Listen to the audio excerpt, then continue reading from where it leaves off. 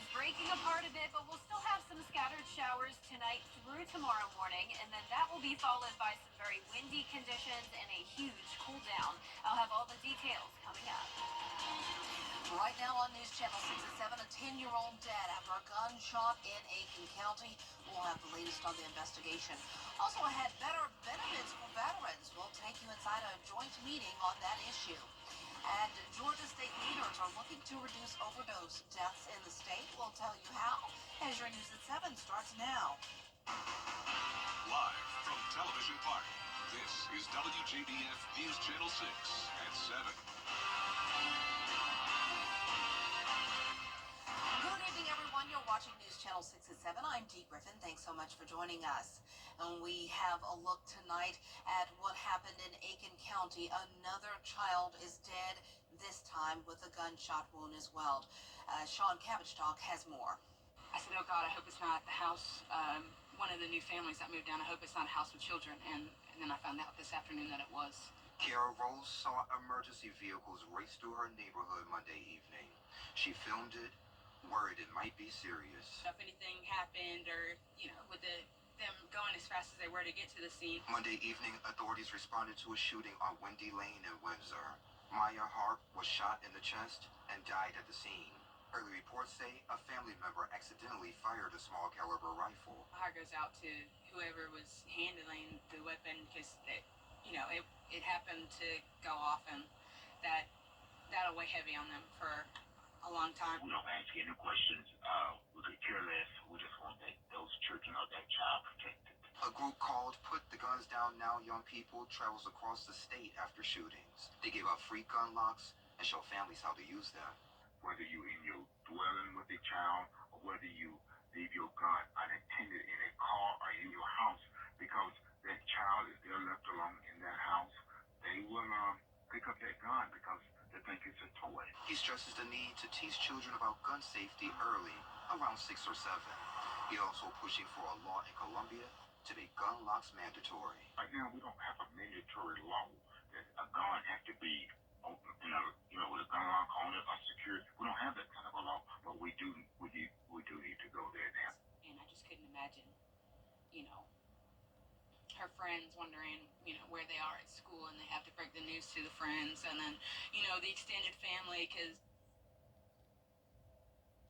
Maya's mother, Amalia Nicole Beltran, is facing drug trafficking charges, but investigators say not for the shooting itself. Investigators also say those charges are not related at this time. It's still unclear when Maya's mother will face a bond hearing. We'll keep you updated as we learn more. Well, time now for a first look at our weather. We're learning about this rain and when it's going to finally stop. Chief Meteorologist Jenna Petracci joins us now. Jenna. Yeah, we're definitely done with that dry spell, Dee. I mean, we had a very dry October and a dry start to November, but now we're back to typical weather, which means we have mostly dry conditions, but every now and then a nice rainy day. And that was the case today, of course. We have rain totals across the entire area, anywhere from just trace amounts in Sylvania to up to around 3/4 of an inch of rain.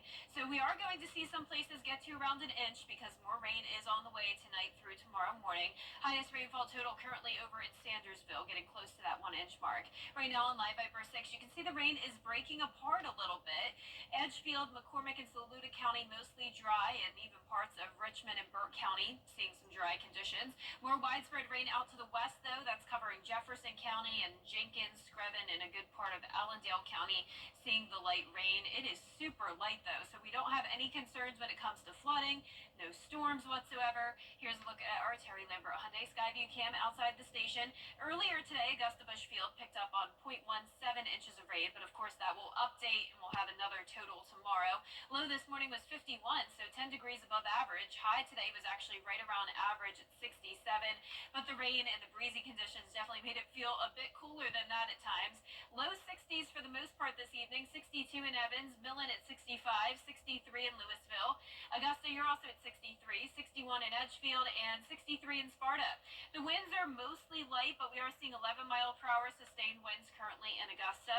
And as for our satellite and radar, we have a cold front approaching us and a Gulf low. That's what's bringing this surge of moisture. And then along the front, we have scattered showers. So that's That's what will be here tomorrow morning. Then behind that, we have this dashed line. That's representing some reinforcing cold air that'll move in by Thursday. But in the meantime, tomorrow morning, not too cold. We'll be around 60 degrees with the clouds and rain. I'll have your full forecast coming up, but back to you, Dee. All right, thanks so much. We'll see you then. FEMA has opened a new disaster recovery center in Jefferson County to provide one-on-one help for Georgians affected by Hurricane Helene.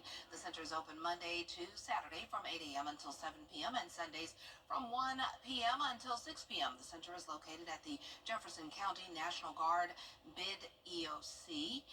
But for a list of other disaster recovery centers in the CSRA, go to our website, WJBF.com. FEMA Administrator Deanne Criswell faced a grilling. Georgia's lieutenant governor is speaking out about ways to reduce overdose deaths in the state. State leaders are looking to impose stricter penalty to reduce drug distribution in the state. Here's Archie Seshadri.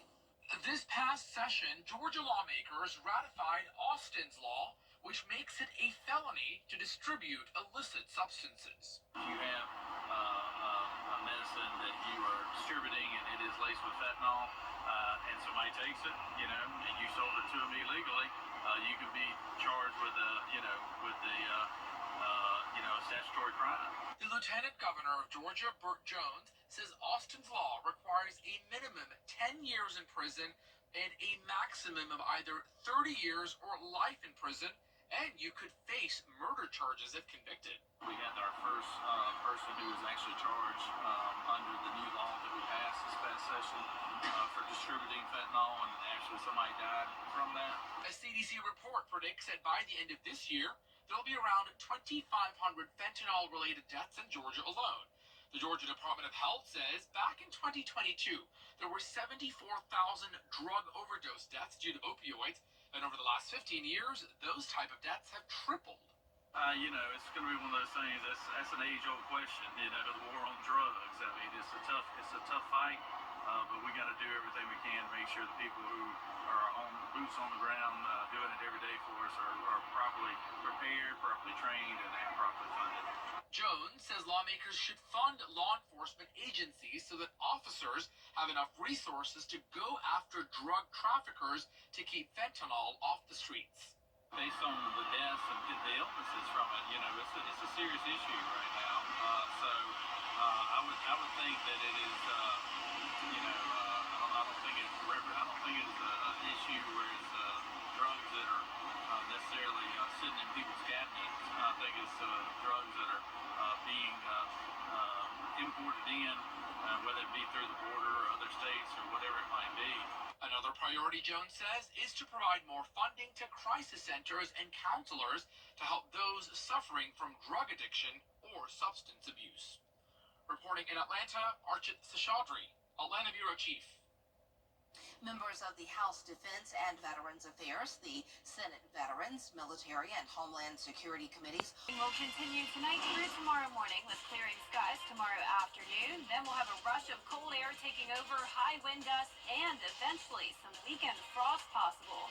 I'll have your full Viper 6 forecast when we return. Hey, Caesar. Don't suffer with fibroids any longer. Call Augusta Vet Center. Christina here at Jimmy's Home Furnishings, and we're so excited. The holiday season is here. We all love to spend quality time relaxing at home with our family during the holidays. And with Jimmy's Black Friday specials going on now, you don't have to wait. Come in today and save on items for every room in your home, like this Italian leather sofa set or this 10-piece dining set. Let Jimmy's help you get your home ready for the holidays. Jimmy's Home Furnishings, where it feels like home.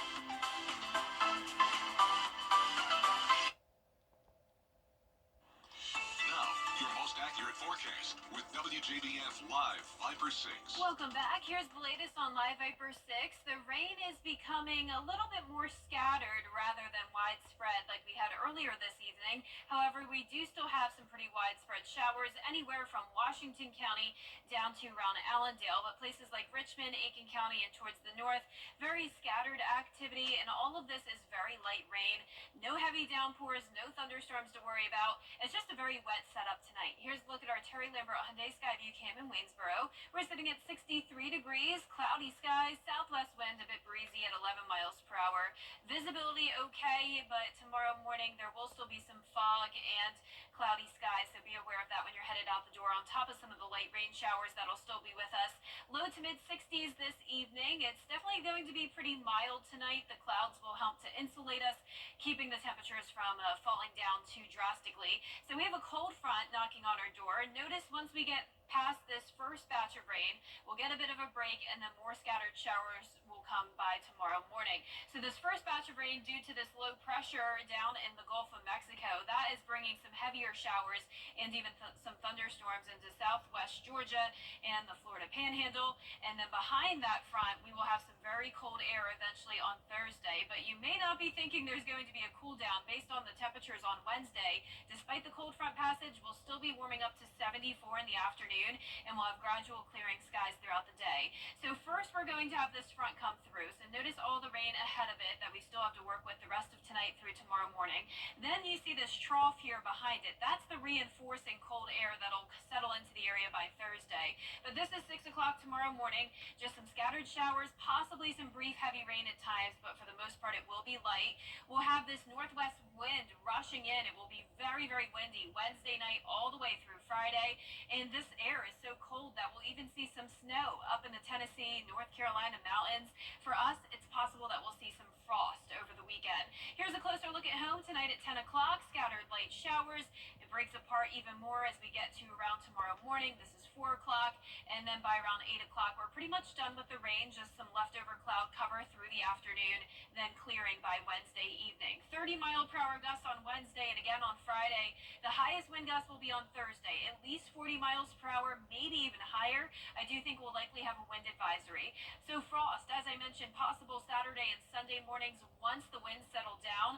Friday will be just as cold, but the winds always help to prevent frost. Our high temperature is taking a big drop as well by around 15 degrees, mid to upper 50s. Thursday into the weekend. Now, Thanksgiving is just 9 days away, and it looks like it will be pretty mild, mid-60s, and pretty likely that we'll have some rain with it. Lows tonight will be in the mid to upper 50s, some low 60s. Highs tomorrow will be in the low to mid-70s. And here's a look at your 10-day forecast. Windy but sunny conditions Thursday through the weekend. Stay warm. Next week, we are warming back up, though, into the low 70s, and then cooling back down again as we get towards Thanksgiving. Get a great deal on this. Channel 6.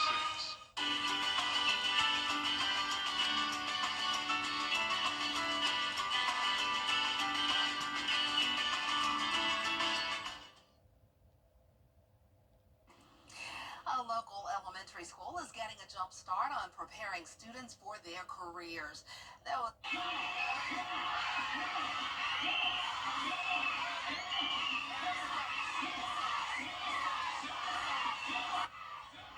There was a lot of learning as well as dancing and exercising this morning as staff at Copeland Elementary in Augusta held the school's annual Career Day. Students from all grades were able to meet professionals from various careers, including attorneys, Augusta commissioners, the Augusta Fire Department, school police department, business owners, caterers, attorney Cottrell Nash, my buddy, she was there, an artist, an author, and of course me from WJBF News Channel 6. Thank you to Miss Tanya Kogel for inviting me to participate in the Career Day event. There was a gentleman out there who was, he's setting out a hop with the Omegas. He's an Omega, but, yeah, he did exercises and had the kids dancing and exercising. It was really cool. So fun. I love doing career days as well. Yeah, and they asked about you. They were like, do you do the weather? I said, no, I don't do the weather. Jenna I should have gave you my tornado in a bottle. That's the one I true. brought on the Next show the time. other day. You know how to do it now. Yeah. Next time. Next time, but they did ask, do you do the weather? No, but I know the We'll teach you. I'm really close to the lady who does. Thank you so much for joining us. Entertainment Tonight is next.